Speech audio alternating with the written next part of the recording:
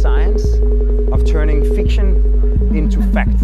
Sometimes kind of real architectural life interferes with intellectual architectural life. There is no such thing as architecture. Hello everyone, this is Vikram Prakash and you are listening to Architecture Talk. It's March 2022 and I'm in Pullman, Washington. I'm taking a break here for a couple of weeks with my friend Ayad Rahmani, who teaches at WSU, as I'm taking some time off simply to think about the fact that my mother passed away a few weeks ago, and I'm absorbing the repercussions of that event. But meanwhile, I'm happy to bring to you this recording that I recorded about a month ago with Livingstone Mukasa and Adil Dalbai, who are two of the co-editors of the new multi-volume series, An Architectural Guide to Sub-Saharan Africa. I have a small contribution in these volumes, and I talked to them about the imperatives and intentions of this fantastic magnum opus, which I think should be a required addition to every major library around the world. I hope you enjoy this conversation. Lots to talk about, and as usual, I would be very happy to receive your comments on this episode or any other at vikram.prakash@gmail.com. Here we go. Livingstone and Adil, thank you for being on Architecture Talk. And before we begin, let me right away say congratulations. I mean, this is such an incredible set of volumes that you all have helped put together along with Philipp and Dom Publishers. 1, 2, 3, 4, 5, 6, 7 incredible, beautiful volumes, which is, I think, modestly titled An Architectural Guide to Sub-Saharan Africa. This is much more than an architectural guide. I think this is kind of the way, obviously I have not read the whole thing, but I've had opportunity to, turn through the pages of all the volumes. It is such a fantastic accomplishment to document, theorize, produce a history of, locate in contemporary context, this architecture of sub-Saharan Africa. And I have to say right off the bat, as I looked through everything, I just felt ashamed. I call myself a global historian, and I teach global history, and I've got some textbooks and things on it.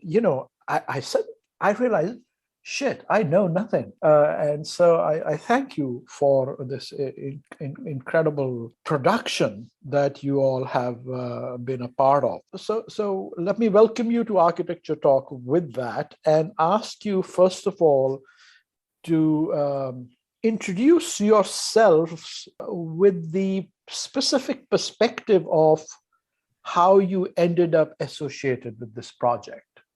So, what is your background that led you to doing this specific project? Why don't we start with you, Adil? Thank you. Well, first of all, thanks for having us, for the invitation, and for this very kind introduction. Well, how we started with the project, or how I became part of it, it was in 2014 when Philipp Meuser and I discussed the idea of making a book about architecture in Africa. And at the time we had worked already on another architectural guide on Kazakhstan together, which was quite successful. And we both had some experience on the African continent. Philipp is also not just a publisher, but an architect with his own office, with many projects on the African continent and in Central Asia. That's how we started to collaborate, actually. And I also had traveled a lot in Africa before, and had some personal ties, because my now wife worked in many different countries in Africa. But I have to admit, we were both not experts on architecture in Africa because Right. when we started working on this on the project, actually it started because we were working on an architectural project, not a book project, and we just wanted to do some background research. We wanted just to learn more about the architecture of the continent. Right. Well, if all architects did research like you did over here, this would be incredible. Well, sorry, go ahead. Well, yeah, it took quite some turns and developed in a very different direction than what we initially had planned. But you also asked about our backgrounds, because just maybe a few words about that. I'm originally a historian, actually, so that's why I studied here in Berlin, and historian and history and cultural theory. Yeah, you so were. I always had an interest Berlin. in Go ahead. exactly at Humboldt here.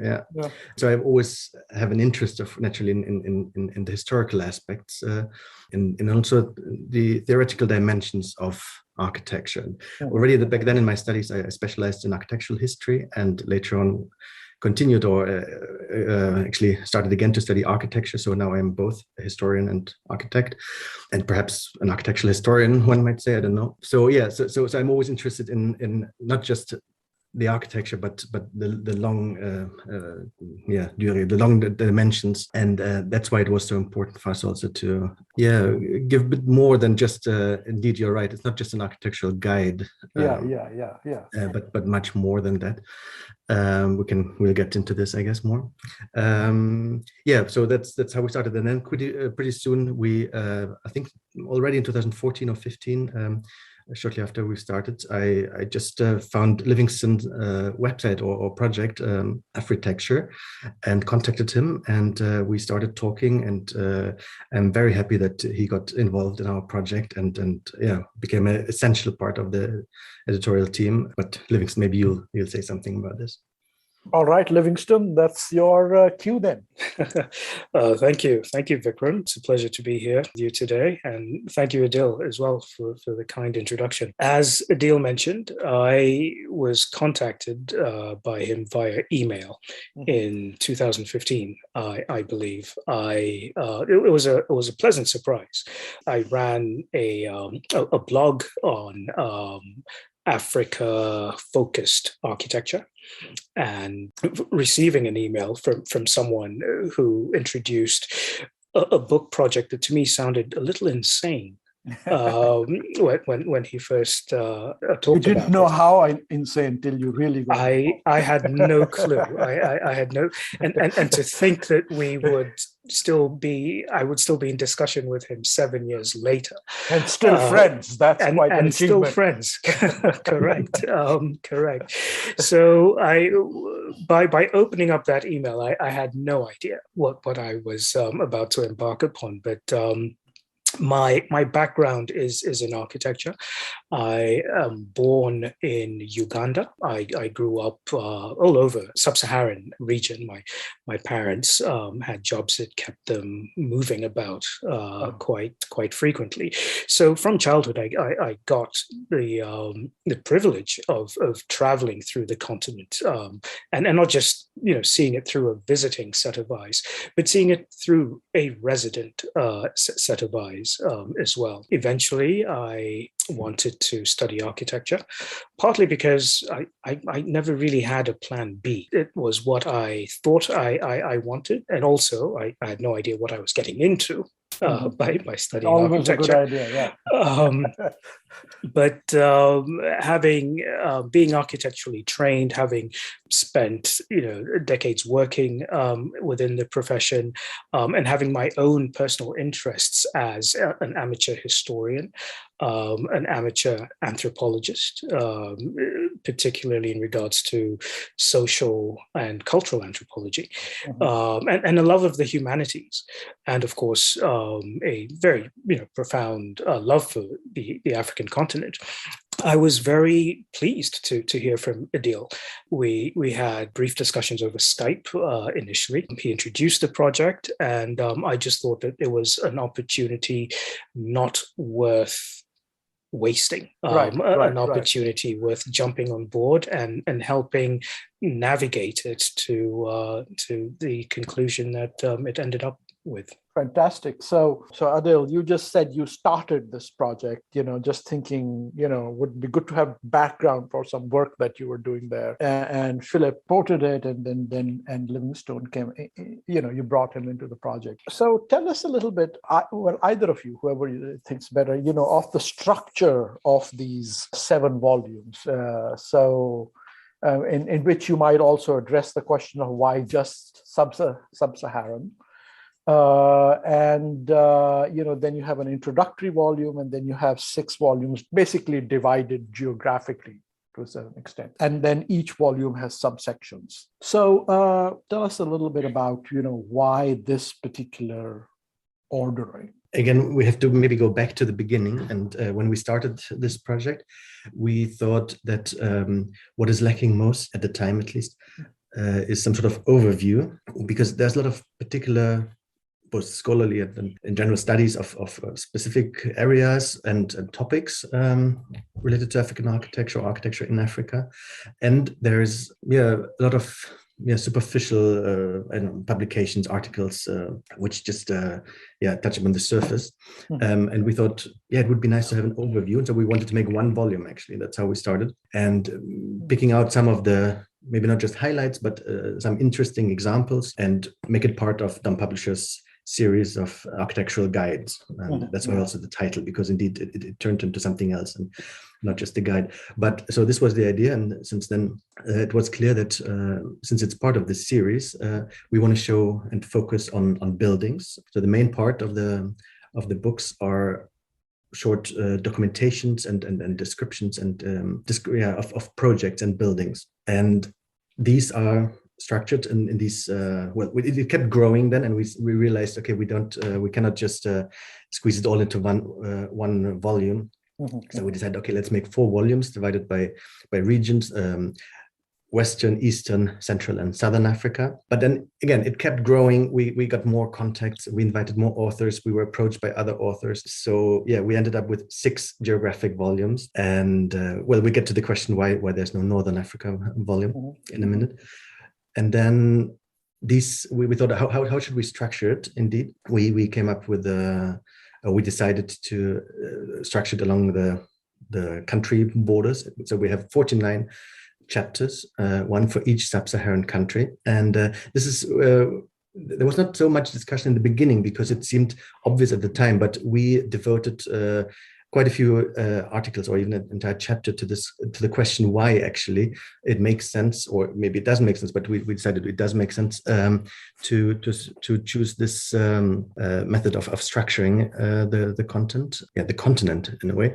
So this is the general structure. But then, because every country, of course, is very different, we also decided we have to have some commonalities, some recognizable structure within the chapters as well.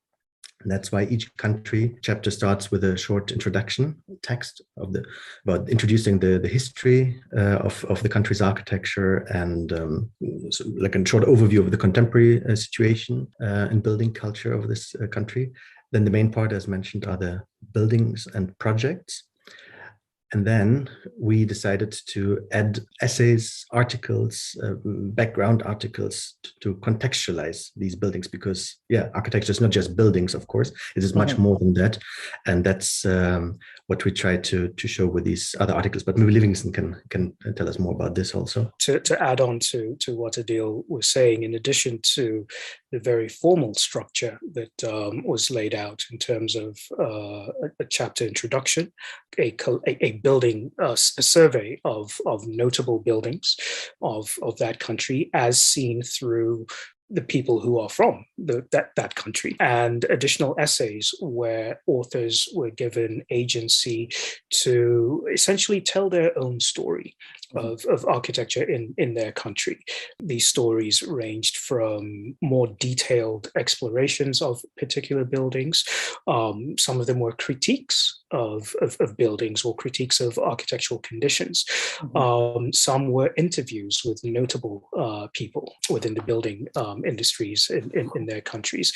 So the goal was really to allow authors from these countries who, and many of them would have otherwise never had the chance to be published. Many of them are names and faces that have not been seen. So the goal was to give them a platform to tell the world their opinion of what's going on architecturally in their backyard, and this resulted in a very varied and diverse collection of chapters. There are no two identical chapters in any way. And as Adil mentioned, the project grew in scope as more authors came on board. And in some cases, the structures had to be, the rigid form of the structure had to be blurred in a way to accommodate the diversity of opinions and contributions. But overall, we ended up with over 330 authors. There were well over 230 different articles and texts. We had city portraits as well. So in some countries, we had portraits of the major cities. So with smaller countries like Eswatini, for example, there was just a portrait of the main capital. And then in some country chapters like Nigeria, we had city portraits of 3 different cities. So the 49 chapters ended up having over 5,000 photographs and over 850 different building descriptions that covered all types and eras from traditional to contemporary. So how did you pick out your, country leads or the main people kind of guiding a particular country? Well, the first year or maybe even 2 years, our main occupation was networking, because most of the time I would not be editing any text, but I would just Skype and write emails and contact authors. And so over time, from what started as a small network, for instance, Philipp in 2014 was at the UIA conference in Durban and met many architects and authors where many of the initial contacts were made. And from there, the network grew and kept growing. And then, we just asked some of the authors, we're lacking someone in Guinea-Bissau. Maybe you know someone who has published about it, who has done research there. And so, literally the network kept growing to these more than 330 authors that Livingstone mentioned. But was there a criteria or a bias, or what were you looking for? Well, the aim was that to have a plurality of voices, but mostly to have each country covered by someone from the country, or at least with profound knowledge of the country's architecture.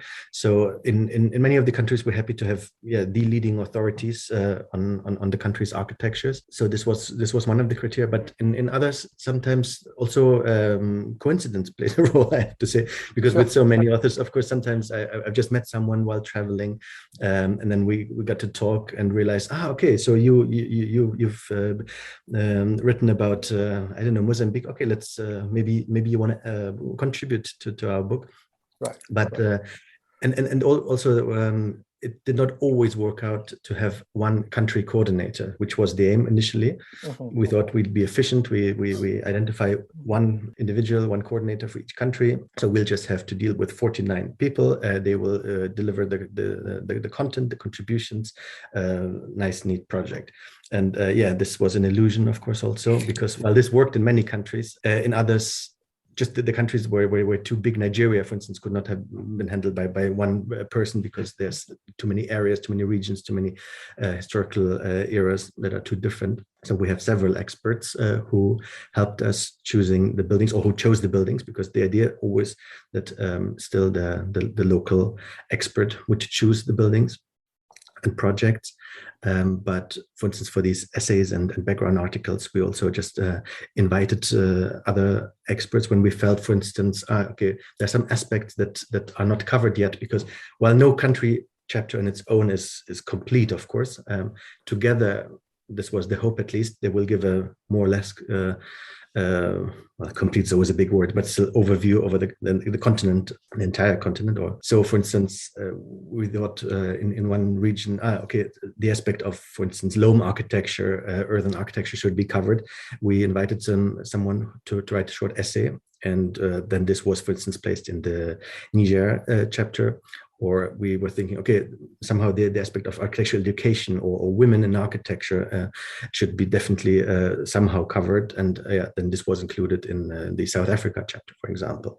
So together, this kind of hopefully created a sort of mosaic which covers, well, not for every country, but together as an overview, many aspects that go far beyond just those buildings.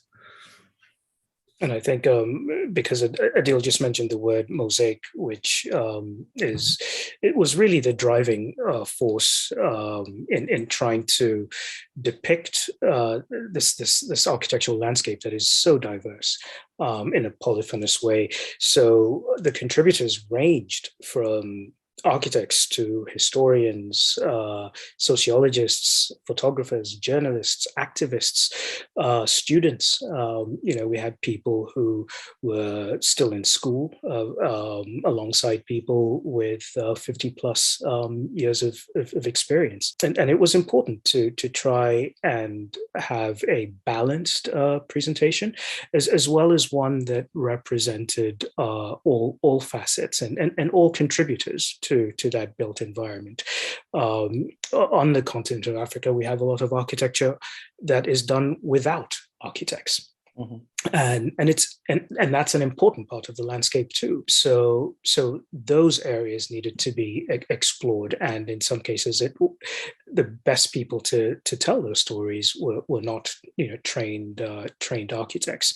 Mm-hmm. So it did become very, very difficult trying to find the appropriate people. Some countries were far more challenging than others. And that's one of the reasons it took a really long time to complete it's still not a complete project as we speak, but it took a long time to get to an acceptable finish line. There were countries that are post-conflict countries where much of their professional class had fled and were in exile. We do have countries like Somalia, for example, where we have more Somali contributors who are based outside the country than inside the country.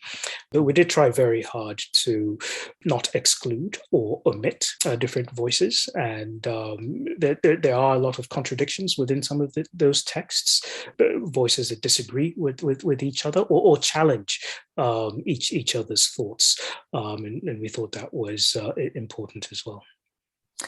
Great. So that accounts. It seems like diversity is a key word throughout what you have put down, and you have talked about the diversity of the authors and voices and viewpoints and representation in terms of the authors. But let's also talk about the architecture and this question of diversity. Was that the fundamental intellectual objective of this collection, to say, wow, look at the diversity of the work all over the subcontinent?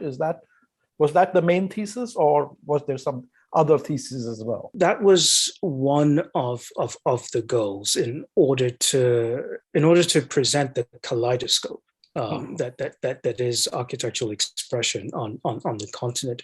It was important not to look at it through one lens, particularly a Western framed lens, because then that reduces the scopes significantly. So we tried to have images and documentations that ranged from the type of projects that you see in texts or literature, the formal architecture, so to speak, and to balance that alongside everyday architecture, the architecture that the average person interacts with and experiences. And these are the types of structures that you tend not to see discussed architecturally or by people who are trained architects. These are the types of landscapes that are often ignored by the profession, but they have an important relevance to the inhabitants of the continent. So we had to quite often step out of our architectural pigeonholes, where we're trained to identify something as, okay, this is worthwhile, and look at different structures and try to understand them and to understand the role that they play within the communities within which they exist. The same thinking was applied to what people call vernacular architecture. Don't particularly like the term vernacular architecture. It only seems to be used with regards to architecture from certain geographic areas,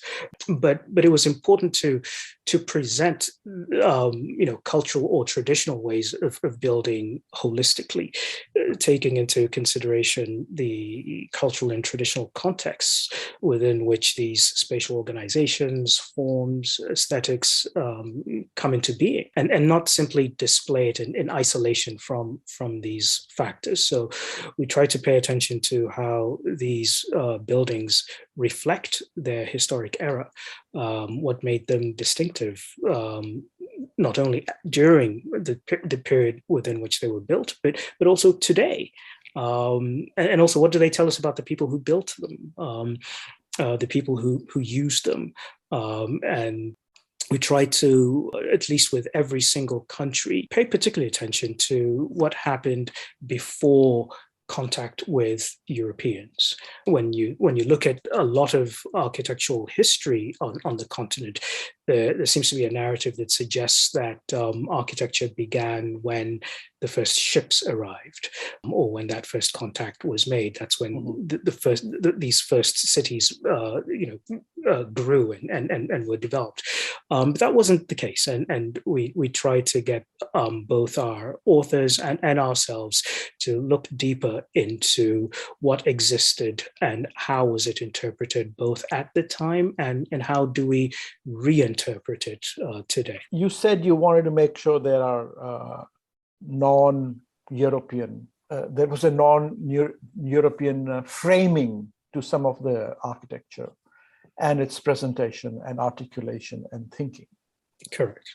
So how would you describe that as a Europeanist? Let's say, what would you say is the thing for me to learn about architecture in Africa that is not colonized discursively, at least, by European thinking? Well, one can look at it in multiple ways. There are many Africas, so to speak, within Africa, and so in each case, it was a type of architectural practice that is not too different from what is seen with indigenous cultures elsewhere throughout the globe.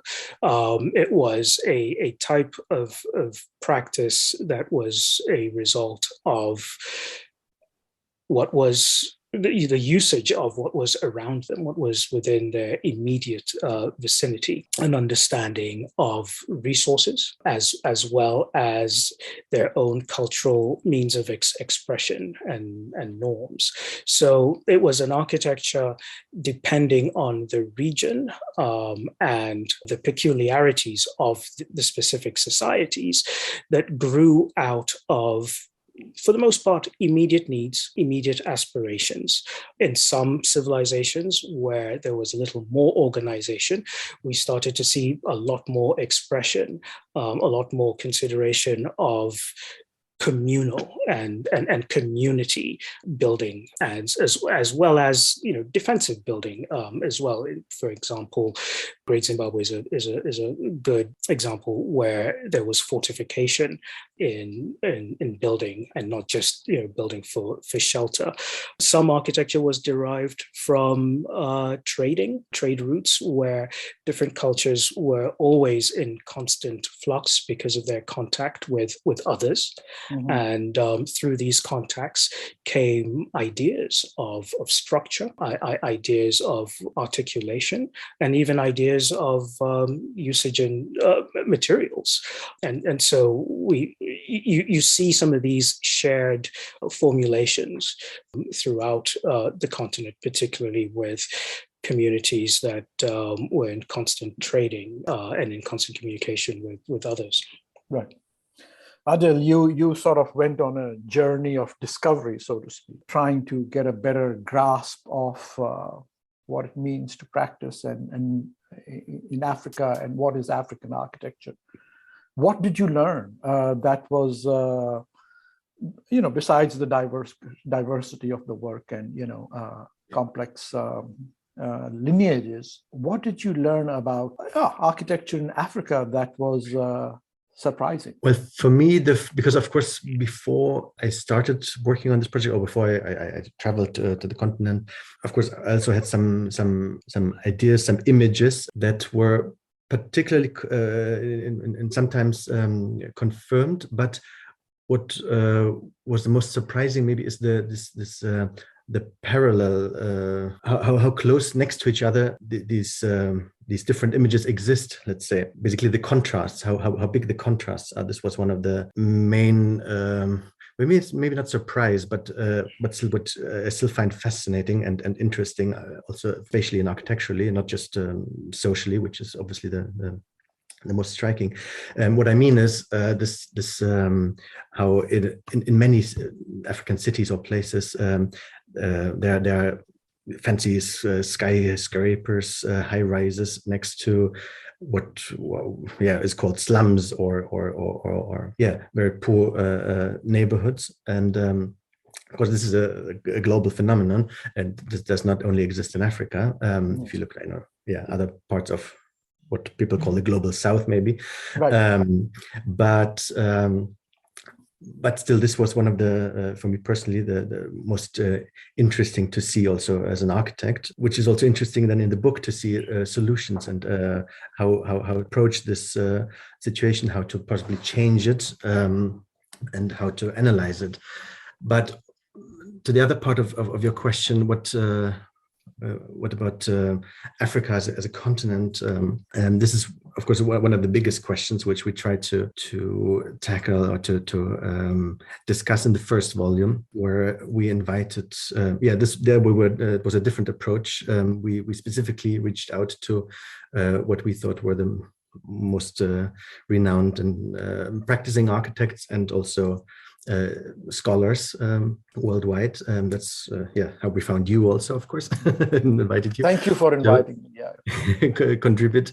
And we ended up with these 49 theory essays, in which in most of them this question is discussed: what could be called African architecture? Is there such a thing as African architecture? Does it make sense speaking of an African architecture, or of an African theory of architecture, or a theory of African architecture, or for the African continent? And so this is question has to remain unsolved, because of course there are too many different standpoints and perspectives. And this was one of the main questions also that we discussed, not just in the first volume, but also was always in the back of our heads when we chose the buildings and the other essays. It's a complicated question and difficult to theorize, and always gets entangled with the colonialist global visions of the world.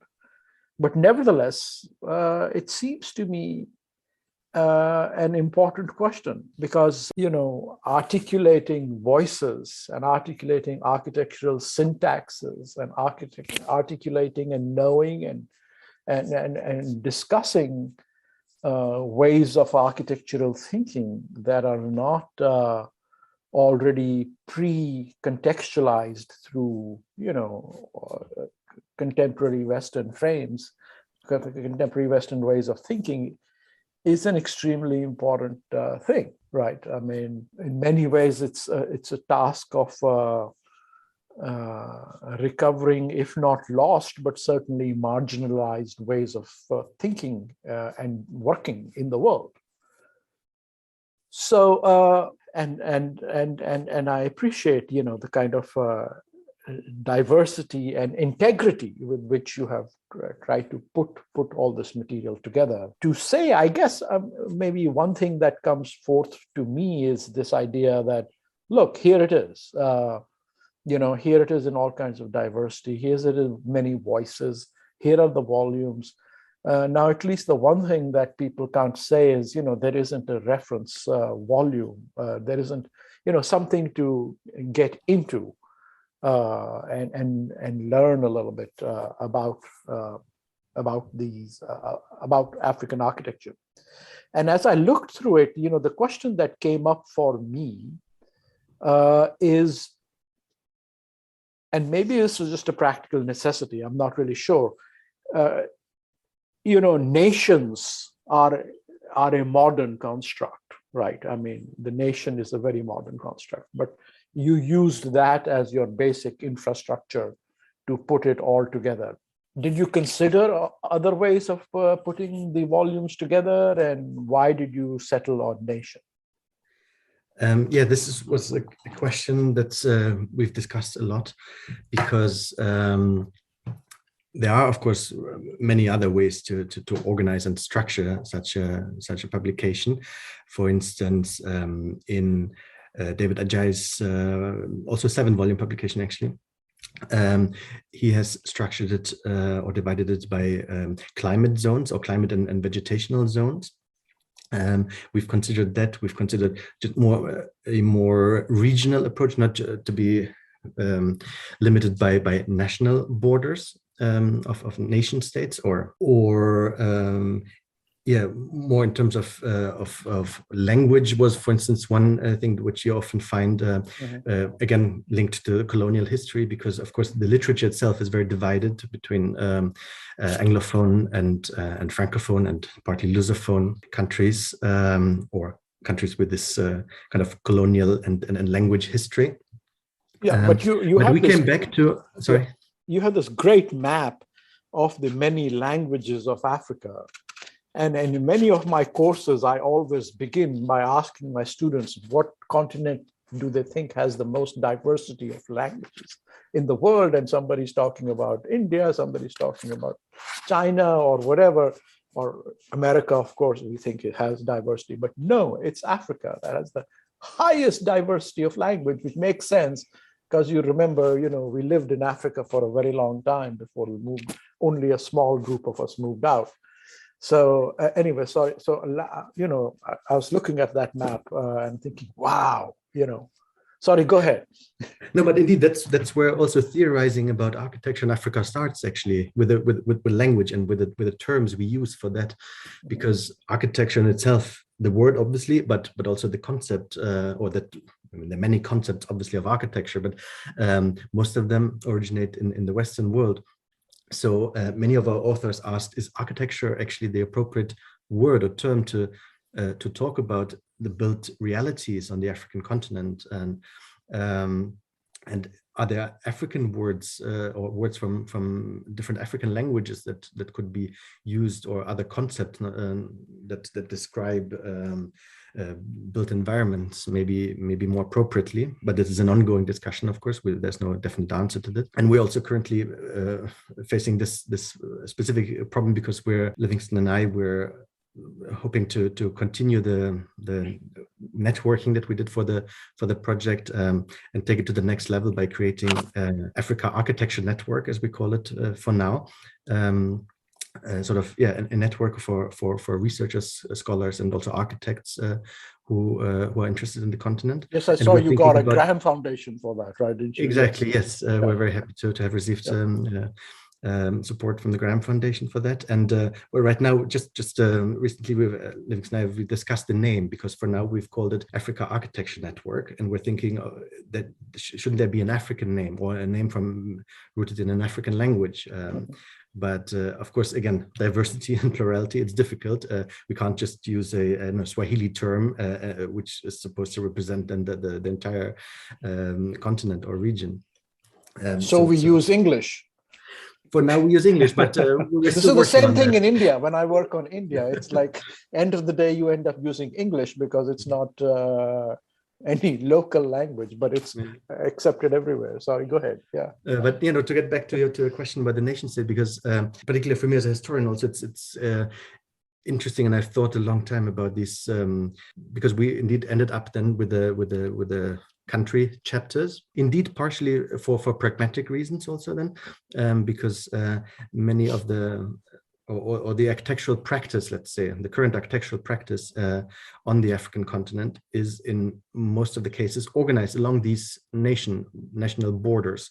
What I mean is, for instance, the national architectural associations are, of course, it's the Ghanaian or the Nigerian or Kenyan Architects Association, for instance. And this was one of we've always tried to contact those to get information and contacts and authors and images and so on. But also on a more theoretical or historical level, there is, although these borders are, of course, colonial borders and divided in sometimes in the most absurd ways, ethnic groups, peoples, and historic communities, they have been there for a while now, and in some of the countries, there's something like a national feeling or identity emerging or constituting or deepening, actually, which also current surveys show, but also the discourse on architecture shows, because many of our authors also asked, what is actually Mozambican architecture? What's the Nigerian in Nigerian architecture? And some of them do come to the conclusion, yes, there is something like that. There is Nigerian architecture. I mean, you could argue, of course, that specifically in the case of Nigeria, for instance, the northern architecture is very similar to the Nigerian architecture or Burkina Faso and so on. But still, these identifications, they do exist. We didn't make them up. So we thought, okay, it is justified both for pragmatic, but also for historical reasons now to use these, but also always with the aim to kind of counter or to oppose these by adding essays that look beyond the borders and look at Sudano-Sahelian architecture, to stay with the example of Nigeria, that is common for many of the Sahel countries, or to look at other aspects that go beyond just the borders of nation states. And so we try to kind of keep the balance between just limiting to the nation states and looking at more regional or even continent-wide Pan-African phenomena. I think, Vikram, you touched on a very interesting question that's a whole podcast in itself. And there are a lot of parallels with India, for example. What colonialism did to the Indian subcontinent was introduce to the world this very large entity that we call India today, that exists of numerous distinct, diverse, and very dynamic sub-entities. So the same applies to Africa on a much larger scale. That partition of the continent to where it is today politically really created an incredible set of problems, many of which are still being wrestled with today.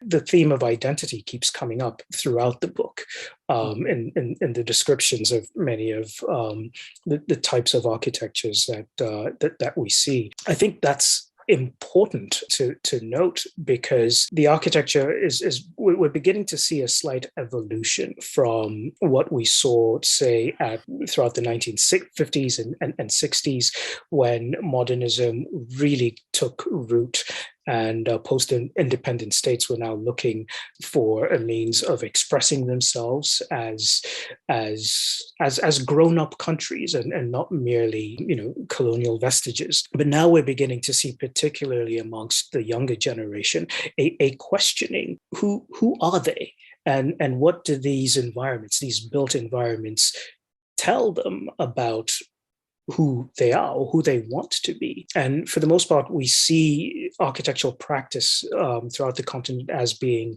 top down. It's an approach that prioritizes, architects and experts and bureaucrats and governments, and it sends the actual users to the periphery. And this results in failed buildings that are often either climatically or culturally inappropriate.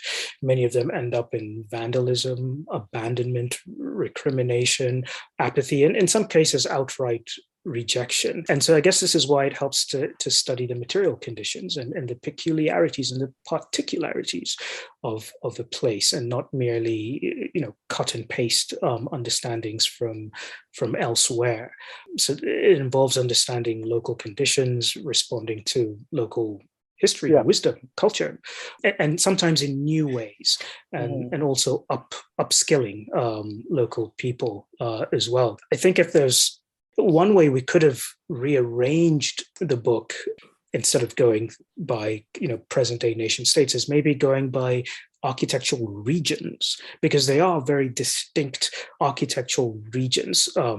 Adil mentioned the Sudano-Sahelian zone on the lower fringes of the Saharan desert. That's a very clearly distinct zone where it's more or less the same type of architectural expression seen spread throughout several states. And then on the eastern coast, we have the Swahili coast, where from northern Somalia all the way down to the middle of the Mozambican coast, we essentially have the same type of architecture, the Swahili architecture, which also spreads into some of the islands, the Zanzibar, Comoros, Pemba, and that's a very clearly distinct zone as well.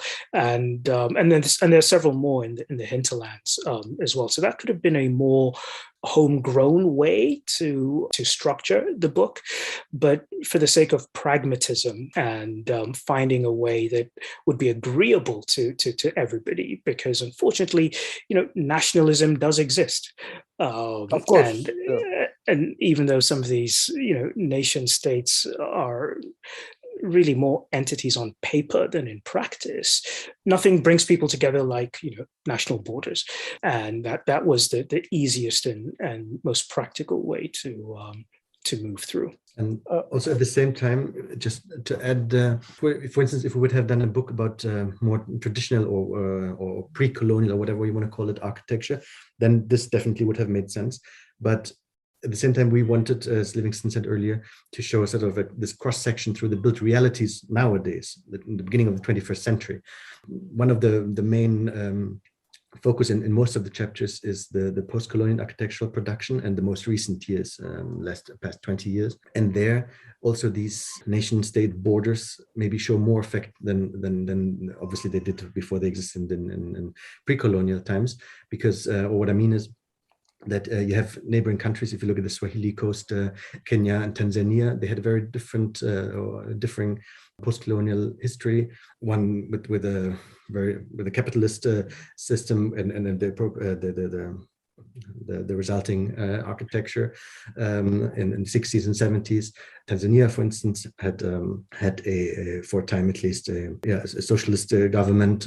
This had clearly effects on the architectural production, on the modes of and the economic foundations, and also the architectural expression, because different experts were invited, different firms were involved, or the role of the state in architectural production, and therefore, on some levels also, this shows very clearly, even though they're technically part of the same historical architectural region, let's say. Yeah. As we start moving towards the end here, I want to come back to this question of modernism and its legacy, which of course is a topic that quite interests me. I wonder, what is the status of modernism today? In India, modernism is being challenged, and in a sense, neo-nationalism, this other kind of nationalism, not the kind of post-colonial independent nationalism that adopted modernism, is on the rise.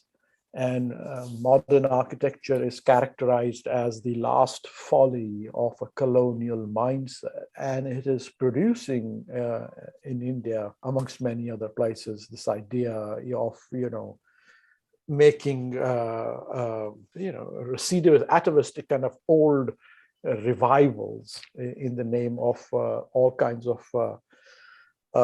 pretty conservative nationalistic ideologies. So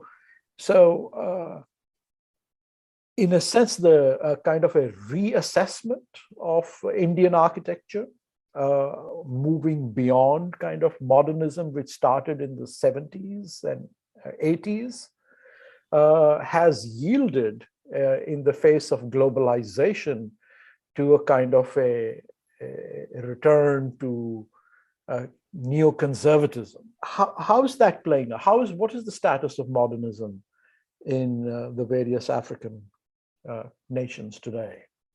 Livingstone, what do you think? I think modernism as a whole had a profound impact on architecture in Africa. Towards the end of the colonial era, we started to see a lot of foreign trained local architects who essentially cut their teeth in the modernist tradition. They went to the countries of the former colonial master, whether it was France, England, Italy, Spain, or Portugal. They were trained in the modernist tradition, and when they came back, that is what they practiced.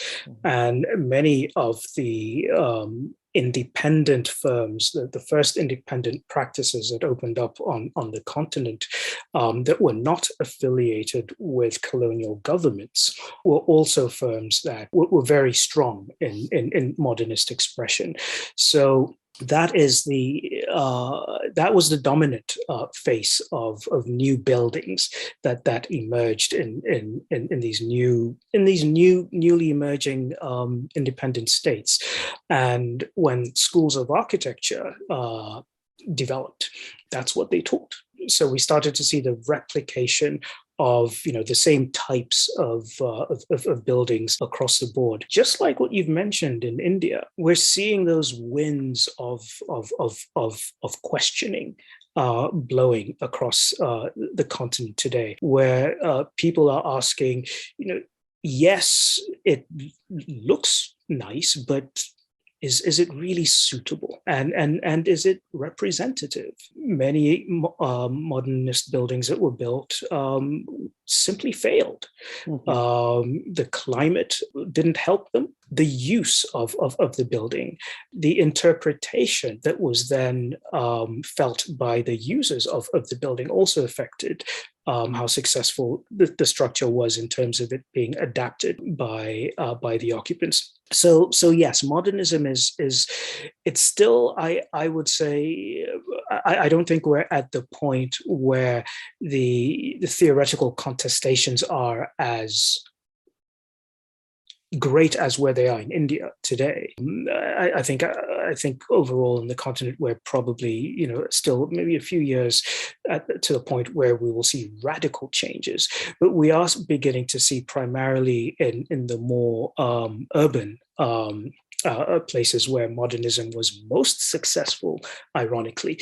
Those are the places where we're beginning to see pockets of not outright resistance, but pockets of questioning and pockets of exploration of how can we make this better suit our environments, our ways of life, and our aspirations, which also goes back to that whole debate about identity and the psychological effects of architecture. Because I think, generally speaking, our built environment can either feel benign or hostile. It can be either friendly or it can feel like a foe. And these qualities lie partly in in how people perceive buildings. So there's an interactive relationship with place and buildings that's part objective and part subjective. And this influences how people feel and interact with them. So there are many buildings where, whether you say Johannesburg or Nairobi or Luanda, where if you were to walk in as a middle-class white male, you automatically feel confident in your place and in the culture that building represents. You feel a sense of confidence in the reception you will receive in that building. It'll feel like a place of enlightenment. You have a direct connection to it culturally. But by contrast, the same building experienced by someone else can seem as embodying patriarchy or empire, or one can feel confronted by whatever systems it represents, whether imperialism or corruption. Or theft, because architecture was also used by despotic and corrupt African regimes for the same purposes as the regimes, the colonial regimes that they replaced. Perceptions are contrasting depending on who the person is, but they're valid nonetheless. While these perceptions aren't always our choice, they do say something about belonging as much as they do about function and aesthetics. And here's where the role of architecture is key, because more than any other art, it mediates our relationship with the world and our place within it. Through that lens, I think modernism is slowly being looked at differently and adapted to suit local conditions. So let's conclude with my final question. And, everybody's talking about, let's talk about the present and future, some speculations. Everybody's talking about, the presence of China in Africa now, in many projects, particularly large infrastructural works. What do you think? What do you think is going to be the impact of China on architectural thinking in the coming years, thinking about architecture in Africa? I think the relationship with China is growing and has grown at a rate that is far greater than the relationship with any other outside nation, particularly considering the time frame in which it has grown. And we're beginning to see Chinese tentacles spread into construction, infrastructure, and architecture. We're also beginning to see more and more students going from Africa to study architecture in China. Chances are within the next decade or so, Chinese trained African architects will slowly begin to match those of Western trained African architects in terms of numbers. So we have seen some Chinese-built mega projects. Some have not been very successful for reasons. Go back to I guess that top-down approach to construction and to building that we discussed earlier. But we're also beginning to see the growth of Chinatowns as well, which is a very new phenomenon. And with that comes Chinese aesthetics. So I think we are going to see an increase of Chinese influence, both by indigenous architects who are bringing schools of thought that they were trained in, but more so from projects that are government sponsored or government financed or Chinese financed. Theirs is a business model that brings with it expertise as well as materials in the end results. And many governments don't really have much of a say in who gets to build and how it gets to be built. That space is one where that particular influence, Chinese influence, is likely to grow. Adil, Chinese influence, good or bad? I don't know whether good or bad, but it's definitely going to continue and going to increase, this for sure. On a level of personal taste and style, of course, you can question a lot of these projects. So if you look at the associated power dynamics or dependencies, let's say. So yeah, while the actual influence and also dependencies are definitely going to grow, what I observe lately is that indeed a growing awareness, critical awareness also, or critical discussions of exactly this Chinese influence in architecture within African discourses, which is quite interesting because a while ago there was barely any public criticism, let's say, and this is definitely increasing. It's also difficult because, of course, this relates to the question of an African architectural criticism. Or generally architectural criticism in African countries, which is also growing and professionalizing, but in many countries quite faced with many challenges due to the specific conditions in the country. So criticism, I think this is going to be very interesting to observe in which direction this is going to go. No, but I agree with you. I mean, in a sense, it's difficult to say good or bad. It depends very significantly on whether it is engaged with critique and discourse and transformation and learning rather than, simple colonization. And agency as well. And agency. I think those are critical points. And I would like to say that in that sense, your volumes are very timely in the sense that they at least field a there may be a lot of books, a lot of people working on Africa, and there are theorists and a lot of people gathered by you in volume 1 and the others too. But I think the state of discourse and agency as it engages this Chinese presence is going to be critical in determining how all this plays out. So I want to thank you for not only coming on Architecture Talk and having this conversation with me, but once again for the amazing volumes that you have put out. Thank you very much.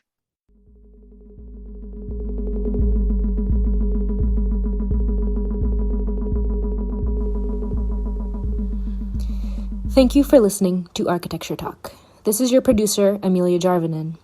We hope you enjoyed the conversation, and if you did, please subscribe and rate us on iTunes or Spotify. We would also love to hear from you if you have any suggestions on new topics or guests. You can always reach out to us on our website, Facebook, or Instagram. Thanks again, and until next time, this is Architecture Talk.